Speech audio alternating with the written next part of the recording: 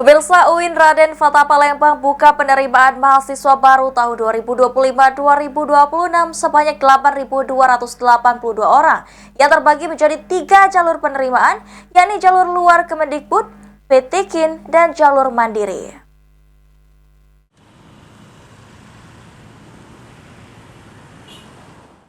Universitas Islam Negeri UIN Raden Fatah Palembang membuka penerimaan mahasiswa baru tahun 2025-2026 dengan kuota sebanyak 8.282 yang terbagi dalam 47 program studi yang ada di 9 fakultas di UIN Raden Fatah Palembang.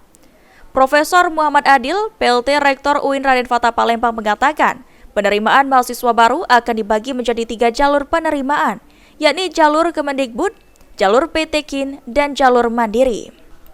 Jalur PTKIN dibuka sebanyak 2 jalur dimulai pada tanggal 6 Januari 2024 untuk pengisian pangkalan data sekolah dan siswa pendaftaran SPAN PTKIN. Sementara PTKIN akan dimulai pada tanggal 22 April hingga 28 Mei 2025 mendatang.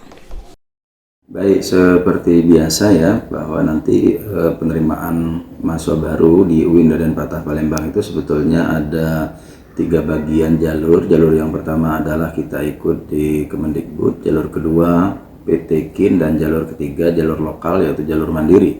Di Kemendikbud seperti biasa kita ada jalur SNBP dan SNBT, itu sudah mulai semua prosesnya. Kemudian PTKIN itu ada 2 jalur, nanti ada SPAN dan ada UM. Ditambahkan Profesor Adil, untuk penerimaan mahasiswa baru di UIN Raden Fatah tidak jauh berbeda jika dibandingkan dengan penerimaan pada tahun 2024.